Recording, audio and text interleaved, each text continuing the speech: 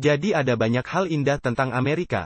Itulah sebabnya Alkitab menggambarkannya memiliki dua prinsip seperti anak domba. Ada banyak hal baik, tetapi sayangnya, ia memiliki elemen naga yang ujungnya berakhir di dalamnya, menyatukan dunia ini. Dan beberapa pemujaan penyembahan terhadap kepausan. Kita belum melihat itu, tapi sekedar menyimpulkan dari apa yang kita lihat dalam Wahyu pasal 13 yang kita lihat. Jadi sekarang, kita mulai mendapatkan gagasan yang cukup bagus tentang siapa persatuan tiga serangkai ini.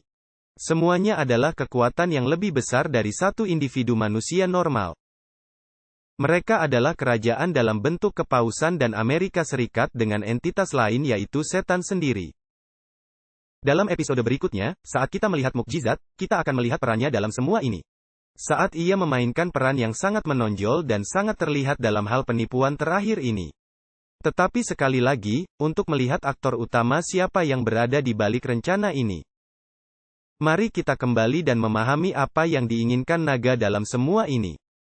Kita tahu para pemainnya, kita tahu mereka bekerja sama. Kita melihat binatang pertama dan kedua. Atau binatang dan nabi palsu bekerja sama melakukan semua hal ini. Tetapi apa yang sebenarnya iblis inginkan? Mari kita kembali dan melihat interaksinya dengan Yesus. Selama pencobaan yang dia alami di padang gurun dalam Matius 4 ayat 8-9.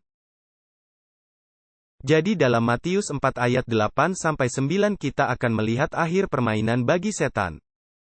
Dan kita harus menjaga ini berakar di dalam pikiran kita karena akan ada banyak rupa angin pengajaran aneh menerpa di sekitar mencoba membingungkan kita. Sebab itulah tujuan setan untuk membingungkan kita. Dan menciptakan kondisi di mana kita tidak bisa membedakan yang asli dan palsu.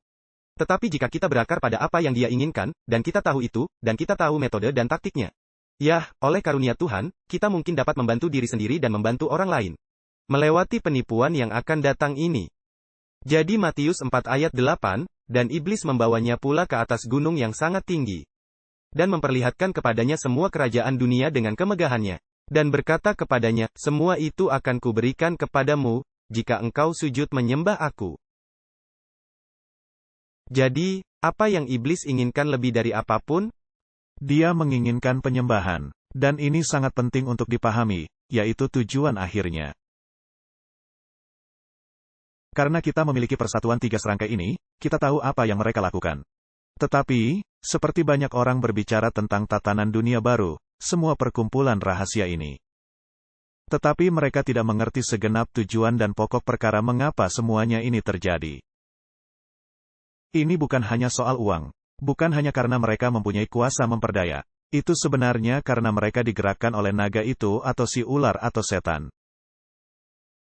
Dan mereka benar-benar mencari, dan dia mencari, penyembahan untuk dirinya sendiri di atas Tuhan. Dan ini adalah seluruh tema di seluruh Alkitab. Setan mengatakan bahwa Tuhan adalah pembohong sejak awalnya. Dan menuju akhir, dia mencoba membuktikan maksudnya. Bahwa dialah yang benar-benar layak disembah dan dihormati. Dan itu sebenarnya pokok intinya. Meskipun terdengar gila, karena seluruh struktur tatanan dunia baru sebenarnya adalah penyembahan setan. Ya, dan orang-orang yang menjadi bagian dari sistem ini, mereka mungkin mengejar kekuasaan dan uang. Tetapi dalam bagian besar, penglihatan yang berpandangan pendek. Karena setan tidak peduli. Dia sebenarnya bahkan tidak. Dia juga tidak ingin sekedar seperti penyembahan biasa. Dia tidak menginginkan Anda untuk menyembahnya melalui alam atau melalui hal-hal lain. Di sini, ia berdiri bersama Kristus. Dan ada beberapa orang berkata kalau setan itu bukanlah makhluk nyata seperti Anda dan saya. Lalu, dengan siapa Kristus berinteraksi? Siapa yang bertanya langsung kepadanya untuk melakukan ini? Dia entitas yang sangat nyata. Dan saya katakan, salah satu muslihat terbesar iblis untuk hati dan pikiran seseorang adalah membuat Anda berpikir dia tidak ada. Dia memang ada. Dia berinteraksi dengan Yesus. Dia tidak hanya mengatakan bahwa dia bisa memberinya semua kerajaan dunia. Tapi dia berkata, aku akan memberikan semuanya padamu. Karena beberapa orang berpikir tujuannya adalah hanya menguasai dunia ini. Benar, dalam arti tertentu. Tetapi tujuan sebenarnya dibalik bahkan memiliki kerajaan dunia ini, objeknya hanyalah penyembahan. Seakan, Yesus, aku akan berikan semua yang Adam berikan kepadaku saat dia jatuh. Karena saat itulah setan mengambil kekuasaan sebagai raja dunia ini. Penguasa bumi, bisa dikatakan. Tapi dia katakan, aku akan berikan itu sebab aku tidak peduli akan itu. Yang aku ingin adalah penyembahanmu.